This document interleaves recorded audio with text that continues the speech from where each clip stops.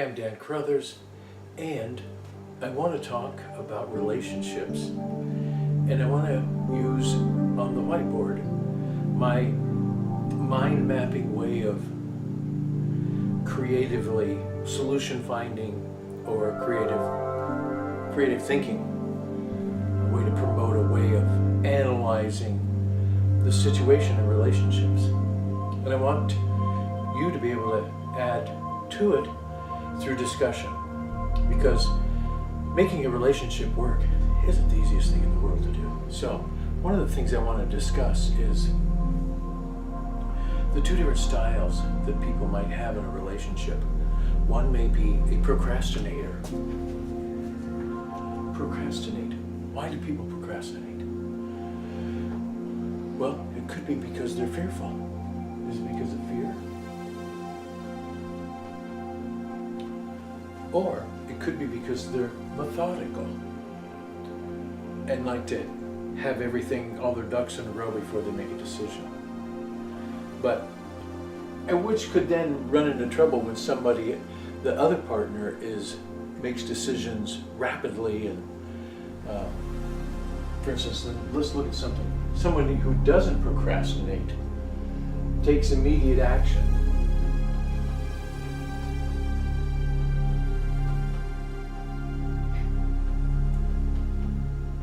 I'll just say ASAP. So here's the two different, 1 and 2. Now, for the person who takes action immediately or as soon as possible, will invariably run into a conflict with the one that is procrastinating. It's like, come on, make a decision, let's do it.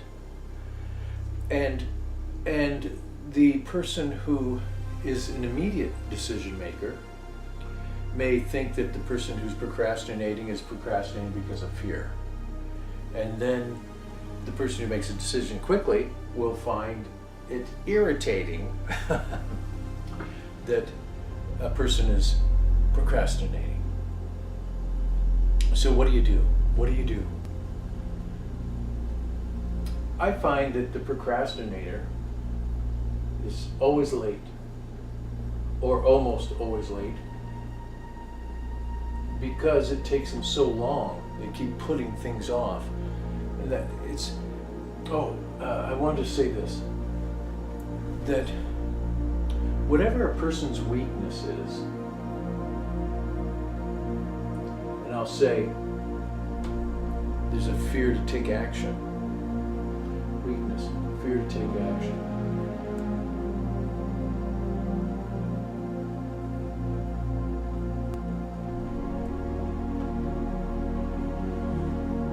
When they're afraid to take action, and I'm going to give you a good example of what that is like. Let's say you're going to go swimming, and you're at the pool, and one person just jumps right in, and then he sees his partner dilly-dallying, and toe first, and they're not getting in. What happens if you try to get them and push them in? They will resist with everything they have. And I know that by example because I hated cold water, and mainly because of a trauma I had falling into a lake one time, the late spring I think it was, and man, it was cold, and I was only 3 years old, and it was very cold. Somebody saved my life, of course, and so, but ever since then I've been terrified or fearful of getting in cold water. And if somebody tries to push me in, oh my God, I'll fight with everything I got. So if you apply that in other areas of life, because if I'm not afraid of something, I'm an immediate take action person. I don't hesitate or need to hesitate, I just move right on. But some people have fear in life in other areas besides getting into a cold pool. So whatever a situation is that activates a fear in people, they're going to make the same response every single time. That response being hesitation, And then if you try to push them into making a response, they will get angry, and then they will become abusive to you over trying to push them into making a decision before they're without fear. So I like looking at that then. Fear, I'm calling fear weakness, because really there's no strength when there's fear. There's only paralysis, non-movement, no movement. Paralysis.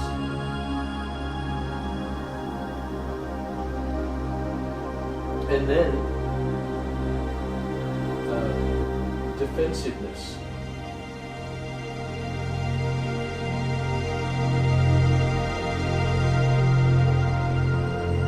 And then, of course, there will be anger. And now we're entering that place where I'm talking about where relationships run into problems. One person gets angry at the other because of the two different styles of dealing with a situation or situations that keep repeating themselves. For instance, the procrastinator always puts off what should be done in the moment. And I'm using the word should, I shouldn't. Should on myself. So, okay, let's rephrase it. A procrastinator waits. Now, I don't particularly understand why they wait. Could be the methodical decision-making process. I tend to think, I make my judgment that it's fear. And that maybe they're constantly in fear and unable to focus until enough fear comes up that if they don't focus on this thing here and make a decision, a lot of bad is going to happen. So then they all of a sudden finally focus. So the procrastinator with fear will wait until the last minute, last seconds before they finally make the decision. And invariably, it puts them close to being late all the time. Now, a person who doesn't procrastinate but takes action as soon as possible, they can prepare for leaving. And in fact, since being late is a negative experience, a person that doesn't procrastinate will tend to get to it and be ready and even get there early without having missed the details, because they will have taken care of the details, because they're not overwhelmed in life running around with their head in the clouds in fear that life is falling apart, the sky is falling. So let's get back to the movement here.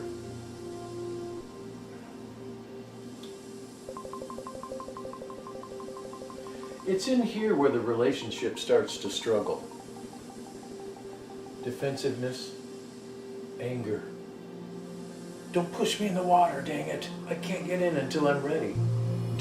Until a person faces their fear, and then in a process they work through that fear until they're able to accomplish whatever task is required. And for me, it was getting in cold water in the pool. Now, there were times when I said the right thing right off the bat. I went, I'm not going to procrastinate here. I'm just going to do it. I see myself doing it. I'm just going to do it. And no matter what happens, I'm just going to do it. And did it. Could just get right in the pool. In fact, I sometimes would walk in just slowly, one step after another, because I was willing to face the unpleasantness of the cold water. Now, moving on to stage 2. I'm interested in human behavior and interested to understand the mechanics of how to have smooth operating human behavior with other humans, and how to avoid negative emotional buildup, through differences of strategies, how to go through life. And what I've done is I've written down some thoughts ahead of time, and we can talk about a little bit. We all have a self-will, or you hear from the Bible speaking people that God gave us free will, whatever that means. Free. Well, okay, I guess what it means is that we all have our own will that wants to do something. It's up to. And you might as well say it equals wanting, or to want, or desire. And I think that we get messed up with this will thing when in reality what we're dealing with here is desire and or want. What we want and we all need. I should put need in there. Need will be related to that. For instance, we all need food. And what happens if somebody keeps you from getting food? Well, you'll die unless you take an action to resist or to fight back against the resistance towards you getting what you need in order to survive. Now, according to Maslow, we have 7 basic needs. There's a hierarchy of needs. You know, we all want food to survive. We all need, we don't need sex, but it shows up that way because there's an inborn need to duplicate or to reproduce. Somehow that's planted in there too. Then we all need association, because maybe in the world it would be difficult to survive unless we cooperated with others. So we need that community. Then we need to be appreciated or be loved. We need to have interaction with people and get acceptance and to exchange acceptance, understanding, love. Let's just call it love for the moment.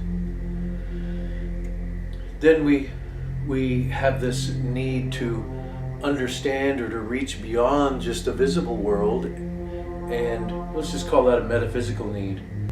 Some people will say that prayer is born from that need to understand beyond this world. So we seek to go, hey, if there's anything out there, please let yourself be known.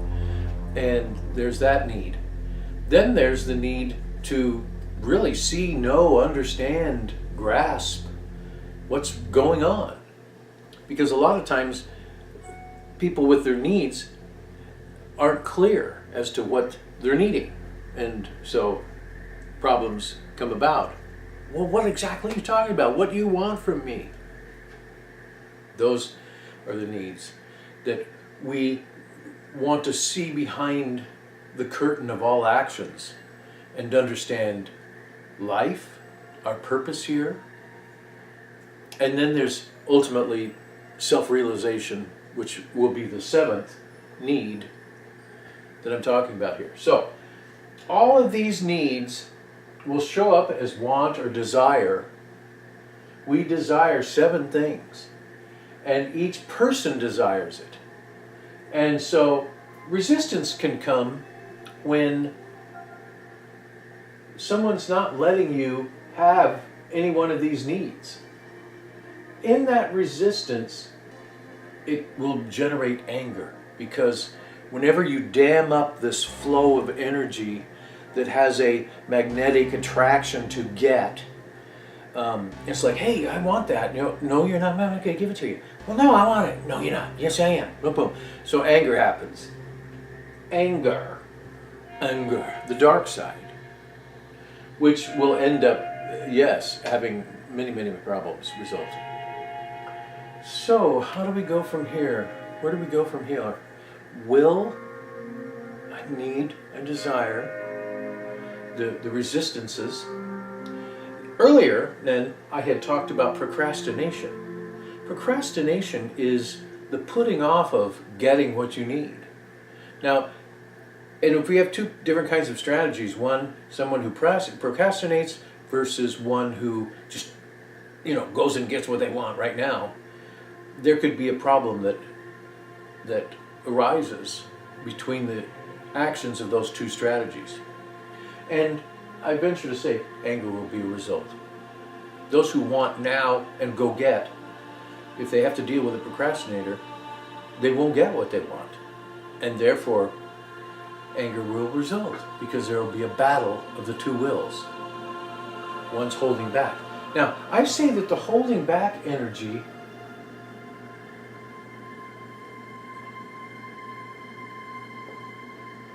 holding back. I'm just, for the moment, going to say fear is that reason. What is fear? Well, fear is the idea I won't get.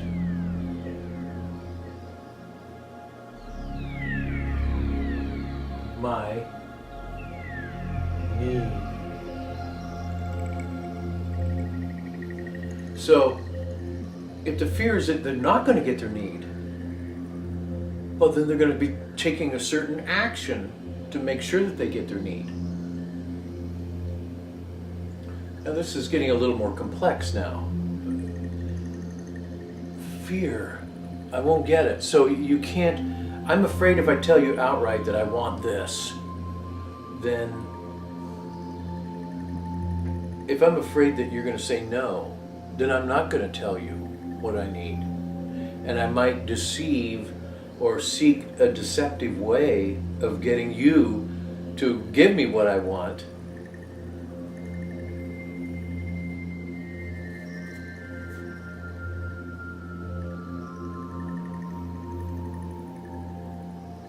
Well, there you go. Manipulation. Deception. Selling. I want, you have something I want. Maybe you have money and I have a car for sale, and oh, it's a great car. You know, it's got 4 on the floor and it's got those cozy seats. Look, there's not even a rip in those seats. So I'm selling. I'm trying to get your will to want this so that I can get what you have that I want, which might be money. And selling can become a deceptive. It doesn't have to be. It's like, hey, you got any needs that I might fulfill for you? Oh, you need a car? I got a car right here. How about that? You know, let me point out a couple of problems that it has, but let me point out the good points that it has too, so that you have a broad perspective on what you'll be investing in. Now, that kind of sales seems a little more honest than the typical, oh, this car is amazing, you know. It's been in 5 accidents because it's got bad brakes and the transmission's going out. But if I don't tell you those things, then I'm withholding information that might deter you from buying the car. So, when you look at life, in our daily actions, we have desire. We need 7 different things, almost, let's just say all the time, but we can only deal with one thing at a time. So look, I need something to eat. You got anything? Or, man, I'm feeling like I want some friendship or some cooperation here, or I'm just kind of feeling alone. Would you accept me as I am, you know, without judging me? Because I've been getting judgments lately, you know. Or I feel disconnected from the universe. I need to connect with something that'll reveal to me why I'm even here, or what I should be doing while I'm here. So all these needs are happening all the time. Maybe just one at a time. We're dealing with them as they arise.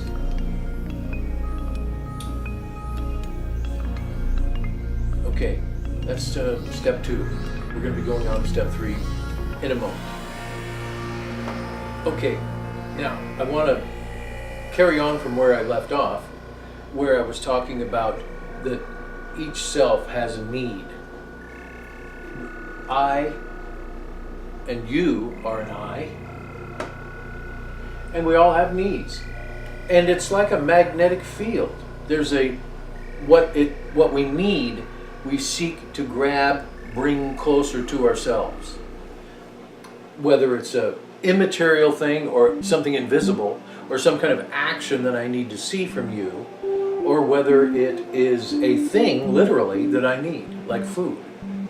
So whenever there's a an I am, there's going to be needs. We determined earlier that there were 7 needs. And so therefore, I am not just a stagnant nothing. I am an action-creating entity, a force that is literally acting upon reality and making stuff happen according to what's going on inside my head. Like if I want to have food and I don't want to have to pay for it in the future, I better get to work on the garden to make sure I got food growing so that I can be harvesting it at some time. So welcome to early man figuring out the problem of how to survive. You know, the animals are dying off, you know, and there's not enough for the growing population to continue to hunt for a creature to kill and eat every night. So I better start trying to see if I can eat some veggies. And I better see if I can start growing some veggies, because there's only a couple of things I actually like out of all the weeds that are growing on the planet. And so you find the ones that work for you and blah blah, we're off gardening, creating food. So I am is a thing that is a verb, it's happening, there's action going on. So next, now as I'm still trying to look at the machinations of procrastination versus immediate action and how those two different behaviors or strategies in life can create tension and anger can arise.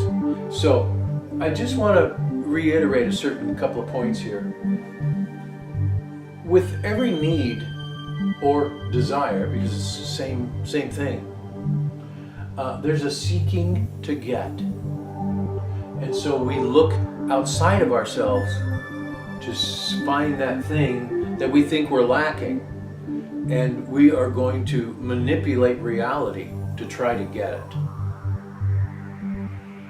And that's, you know, and I use the car dealer salesman who he wants the money in your pocket and he hopes that you want the car that he's got for sale. And if you'll buy that car, but you're only going to buy that car if you desire it or want it. So he might use techniques to sell the car that aren't quite honest, let's say. Secretly, in his mind, he's saying, gosh, I know if I was really honest here, I'd say that the thing's got a blown gasket, you know, but I'm not going to sell the car if I say that. And I go, well, you know, I don't think it has any problems that I know of. The thing worked perfectly when I drove it here. You know, see, so manipulation, sales, all related to this need, desire, seeking to get mechanism. And that is what we need to look closer at in order to understand how these behavioral patterns like procrastinating versus the aggressive guy in the car that's getting somewhere, get out of my way, you slow, stupid idiot, you know. That's the thing to watch out for, is that the procrastinator is going, gosh, I don't want to harm reality, you know, I don't want to push reality and get it mad at me and then I won't get what I want. Or the person who's, get out of my way, I'm going to get what I want right now, you know. And then anger results, and you got the alpha male literally having a heart attack in about 40 years of life after learning to drive because of all the idiots that are preventing him from getting what he wants right now. The baby that's crying in the crib, wah, give me something to eat and give me some milk to drink. That baby is doing what we are doing all our lives, merely vocalizing, hey, I've got a need, please fulfill it. So we're going to go into this a little bit and discuss that. Okay, so I've taken a particular need, which, or could be a preference, to, if a person wants to have neatness, you know, clean and neat and everything has to be organized and all that kind of stuff, and if you're with somebody who doesn't care about those kind of things as much as you do, then what's going to happen is the person that wants neatness will begin to have a conflict with partner or co-worker or some associate that doesn't have the same requirement for what that need is that needs to be met. Now, conflict will end up being the result. So what we're getting to now is that we all have unique needs, or the way we want things to be, or the things we want to get. Like when I eat, for instance, I don't want to have a whole bunch of jalapeno hot sauce on it that's going to burn my mouth and make me cry. Maybe somebody who's used to eating those things loves to have that. But if they serve the food like they like it, but not the way I like it, I'm not going to like it. So, problem will result. So, it seems then in life that there are needs that are going to have to be negotiated and understood between two different people. And it might happen all the time, this need to negotiate. So to capsulize that last bit of information, each person is unique in the way they want their needs met, and specifically what they want, what they need. We may all need food, but like I say, if you fix that food so that it's not tolerable for me to eat it, then we've got troubles. So everybody's needs are unique in the way that they fulfill them. So we have to really be considerate of other people's needs and how they want those needs met. Man, it's getting complicated now. Now we're talking about how do we interact with each other and fulfill each other's needs without strangling each other, hating each other, but rather loving each other, accepting each other, cooperating, and satisfying each other's needs. That's the whole thing. Can we satisfy each other's needs without it being too costly for us? Like, let's say you have a need to be served the food because you feel accepted and loved when somebody does that. And so you're a person that likes to eat 5 meals a day and you want somebody to constantly make you those meals. Well, maybe whoever it is might say, look, this is way too much. I have a need to have a life. I can't serve you every second of the day. So, as you can see, our needs will regulate how much we can give to others, whether we want to or whether we'll be in denial, and suffering and pain will result. Okay, we're kind of looking at the same thing over and over again, but it's important to look at things from every angle, then we understand what a thing is. Unfulfilled needs. If we think that we're not going to get our needs met, fear arises. Oh no, my need isn't going to get met. Well, what's going to happen if my need doesn't get met? I think that there's a inclination to think that our needs are very important. Like food, for instance. If I don't get something to eat, I'm going to die. Or if I don't get acceptance from people, then I'm going to die because I won't end up getting the food because nobody will accept me well enough that I'll be able to get a food. No, don't touch that food.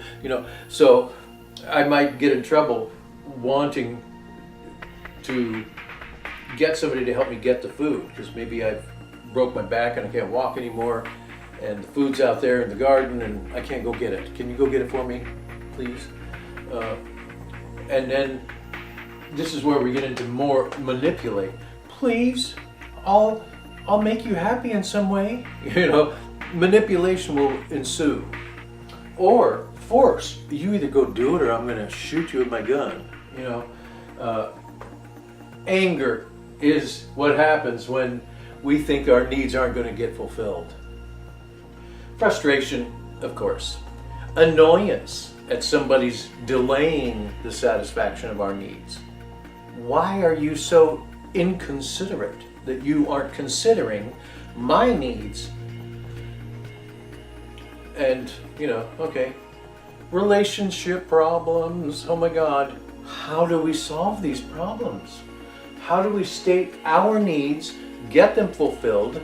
How do we listen to other people's needs and their manner of expressing their needs, be it in manipulating or forcing, or coming from a place of frustration? How do I not react to all this and then get angry in return?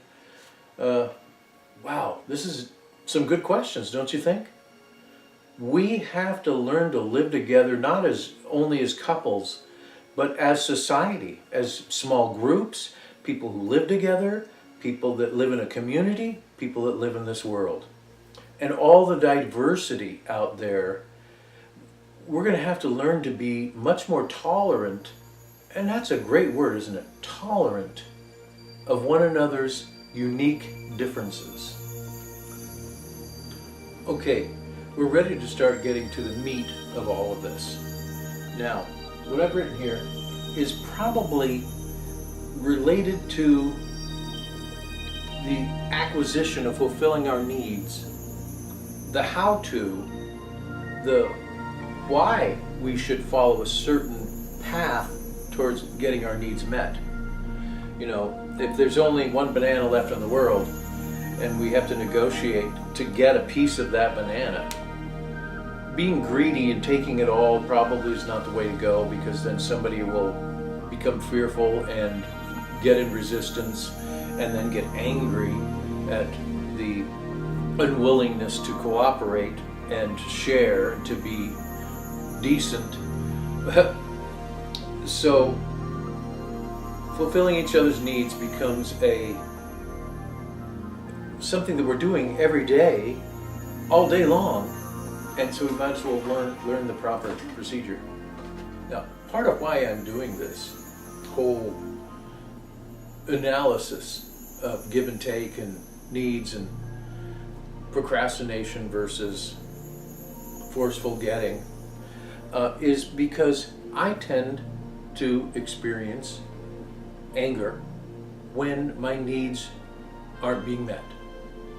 Now, doesn't mean I'm not tolerant and patient and waiting, but if I think that I'm never going to get my needs met, fear arises, and because I believe that my needs are important. My needs are important, almost like the air that I breathe. I need to have a clean house. I need to have food to eat. I do need to have a cooperative community that I live with, respectful. But yet, I myself become disrespectful when I don't think that my needs are being met. And I don't want to be that way. And so I need more understanding so that when I approach a situation, I don't just immediately fly off the handle and ruin other people's lives along with my own. So let's take a look at this for a minute. Honesty about our needs is very important. You know, like for instance, what do I really need here? Well, I just need this food, and I just don't want the hot sauce on it. I'm glad that you're fulfilling my need for fixing me something to eat, but I just don't want the hot sauce. See, I'm just being honest about it. Can you leave the hot sauce off so that I can enjoy my dinner? So you have to be honest, and you have to be authentic. You have to be real about it, you know? Hot sauce is just, I don't know, I start sweating, my eyes water, my tongue burns. I just can't eat food like that. But I'm grateful that you're fixing the food, you know, blah, blah. About needs. Okay, but let's change the situation, for instance. I'm getting your food for you. Please just wait. I'm not going to put hot sauce on it. And please, I need you to be patient. Okay? All right. And because when you get angry and start yelling at me, hurry up, I get, you know, frustrated and confused, and I'm liable to screw up your dinner. We need to learn tolerance. Okay, well, I'm going to learn how to be patient and tolerant. You know, aren't they the same thing? Well, probably not, but close. Patience is the essence or the quality of being able to wait. Okay, I'm just going to wait for dinner. Let me know when you're done. Tolerance is when maybe, well, God, I'm just desperate for food. I just got to have something soon. I hope you could get it. Well, you might not get your food. Oh, really? Okay, all right, I'm going to try to endure. Tolerance, endurance kind of comes to mind. Endurance, tolerance. And so I think that tolerance has to deal with endurance, along with being patient. And this word respect somehow relates, because when you're being patient and then you're getting desperate, but then you're just enduring, you realize that yelling at somebody is not going to help things. So you have you're honest and authentic. Well, I'm really getting desperate for food, but I appreciate that you're making it. Is it possible you can speed up a little bit? But here's why this word, I put that there, I think this is very important. If you trust that this person is making you the food and is going to get it done, then it gives you more reason to be patient and tolerant. She'll get it done, or he'll get it done. So respect and trust. These are important ingredients. Otherwise, you end up back with that angry, I need it now, and I'm going to abuse you and berate you until I get what I want.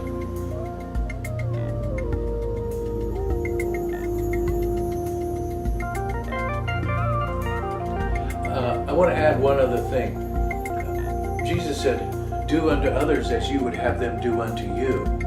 So if in the fulfilling of each other's needs, do you like it when somebody ends up beating you up physically because you didn't serve them the food fast enough? Do unto others as you would have them do unto you. Would you appreciate getting punched in the mouth because you didn't get the food done on time? Heck no. So, and that's an extreme example, but that might include the impatience and the accusational remarks that are based on a lack of trust. Well, I doubt if you can even cook food, let alone serve it to me. These kind of comments are berating and they lack the respect. So we could talk more about these 4 terms.